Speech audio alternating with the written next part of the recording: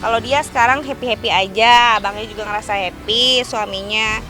Jadi untuk berita-berita di luaran di sana sih dia ya udahlah tawa-tawa aja. Ada sih selama ini dia alhamdulillah dia baik-baik aja, dia happy.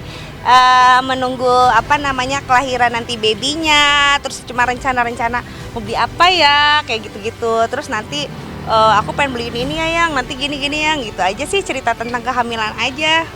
Nah itu gini loh, saya nggak suka sama Indra Tarigan. Maksudnya gini, kemarin saya sempat juga ada sampai itu jadi bumerang loh buat saya.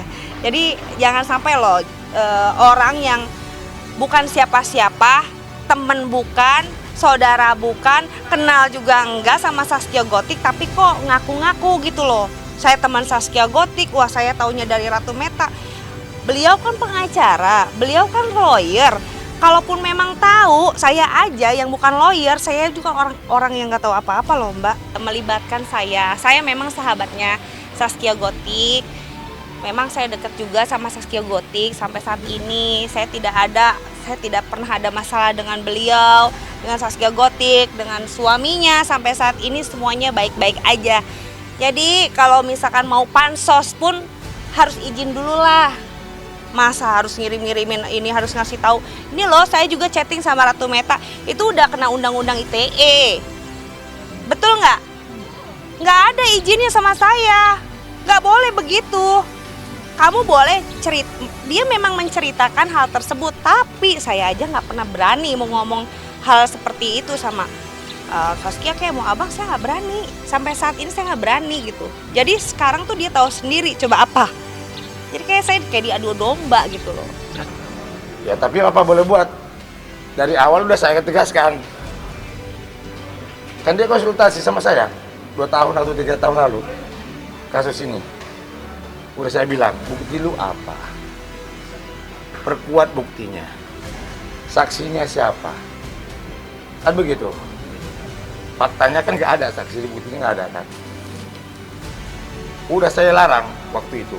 Jangan, stop. Kalau lu mau damai, coba gua yang maju. Orang kalau nggak stres itu nggak akan dia chattingnya dikasih-kasih kayak gini gitu loh. Kesel aja gitu. Saya aja sampai saat ini saya masih bungkam, saya diem, saya ngebela sahabat saya. Ya kan? Saya sampai saat ini saya nggak pernah mau ngomong apapun, komentar apapun, satu bait kata pun saya nggak pernah mau komentar tentang sahabat saya, mau siapapun itu, mau si A, si B, si C. Tapi kok ini ada-ada aja ya. Si Gondrong itu ngapain coba? Mau pansos? Maksudnya nggak boleh lah kayak gitu loh. Di situ juga udah ada undang-undang ITE-nya gitu loh, Mas.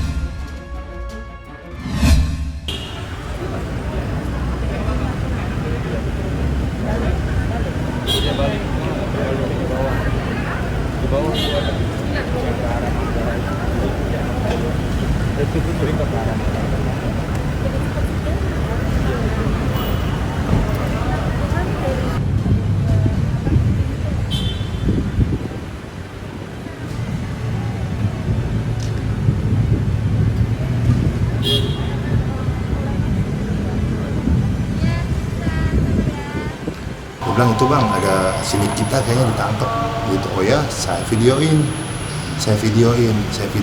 sampai selesai. Memang di situ saya melihat ada 3 poluan berjilbab kalau nggak salah. Terus kemudian ada 5-6 orang yang laki-laki. Memang dia bergrup gitu ya, teman-teman polisinya ya, diduga polisi lah. Tapi nyatanya kan udah dikonfirmasi memang polisi. Pada saat itu Nikita ada asistennya, terus kemudian ada laki-laki satu, kayaknya rada-rada bule orangnya. Terus kemudian ada anaknya yang kecil, anak kecil lah, nggak tahu anaknya atau siapa anaknya.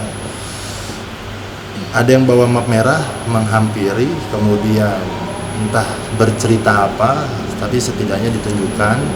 Nah kemudian memang mulai itu di situ ngumpul orang.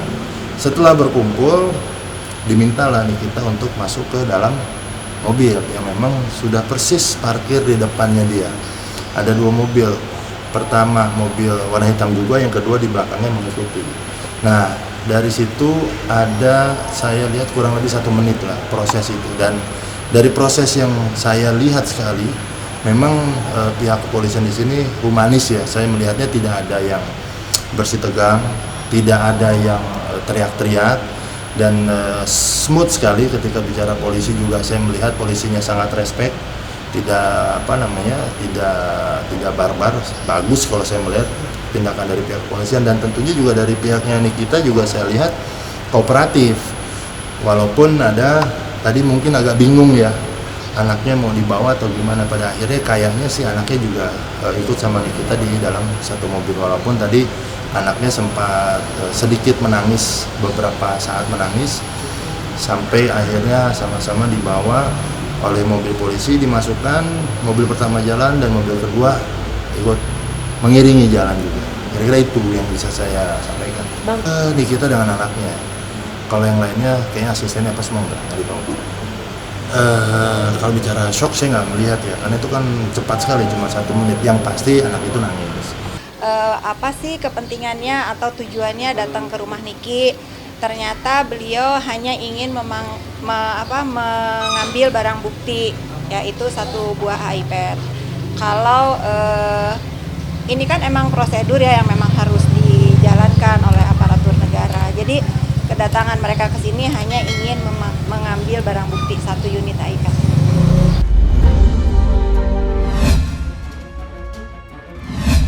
Saya demi Allah dengan Mbak Natali bukan apa-apa dan bukan siapa-siapa, nggak ada hubungan apapun. Kami hanya hubungan antara guru dan murid ya, antara orang yang ditanya tentang agama, yaitu aja kedekatan kami, nggak ada lebih dari itu.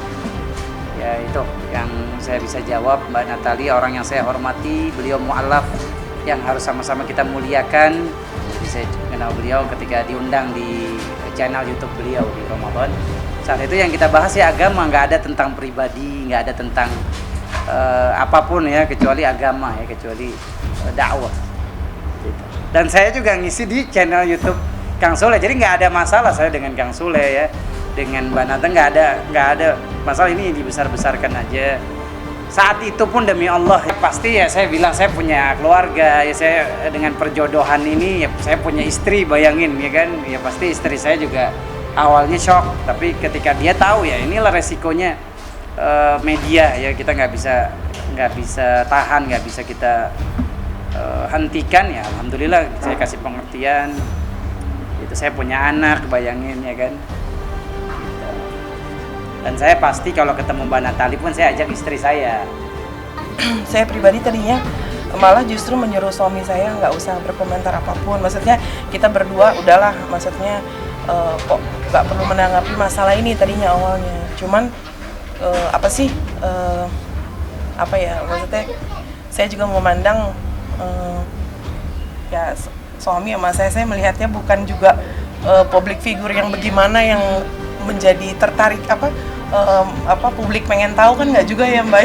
Cuman lama-kelamaan begitu beritanya digiring kurang mengenakan gitu ya, bukan mendengar sih, membaca kata-katanya, kita nggak bisa menutup mulut orang ya orang itu bebas mau berkata apapun dan menilai apapun gitu kan. Cuman ya saya sih menanggapi hal ini tidak menjadi masalah yang terlalu dibesar-besarkan ya. Mbak Natalinya sendiri pun juga beliau justru malah sekarang saya lihat fokus aja sama ya ujian yang sedang dia hadapi ya, dan kami berdua pun juga tidak ada efek apapun di rumah tangga kita gitu kan. Itu kan wajar ya, wajar. Prediksi orang kan beda-beda kan, itu hak mereka mau mengasumsikan apa, hak mereka, nggak masalah. Apa kita reaksi, nggak apa-apa, itu wajar kok. Itu kan hak mereka yang nilai, ya kan, yang apapun hak mereka. Saya melihat Masya Allah ya, fenomena keluarga Mbak Natali ya, yang dahsyat, yang lagi ada masalah katanya. Ya mudah-mudahan dengan umroh saya berpikir bisa menguatkan, bisa mengingatkan dengan Allah Subhanahu Wa Taala. Oh kalau udah ingat Allah, akhirnya ya masalahnya bisa selesai. Karena demi Allah nggak ada satupun masalah kita kecuali hanya Allah yang bisa nyelesain masalah kita. Bahkan uang bukan mau solusi kadang-kadang dalam menyelesaikan masalah kita.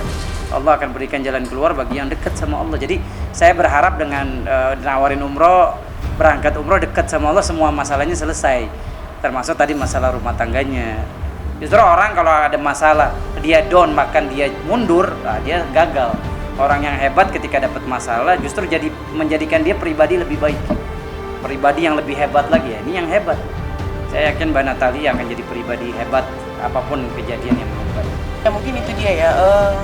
Saya pribadi pun pas suami menawarkan itu tuh saya juga ikut merinding lah, maksudnya karena memang saya sampai nanya sebenarnya di video itu saya kan nanya tuh, ini baru pertama kali nih gitu. Jadi saya juga sangat tersentuh lah gitu, tersentuh maksudnya Masya Allah ya gitu, maksudnya dia mualaf gitu dan kepengennya tuh apapun yang terjadi dalam kehidupan ya Mbak Natali tuh setelah apapun nanti ke depannya, ya pengennya harapan kita sebagai sahabat kan ya dia tetap istiqomah di agama yang sekarang dia anut gitu kan. Ya pengennya dengan siapa tahu dengan hal pemberian ini itu terus meneguhkan dia di jalan Allah lah gitu.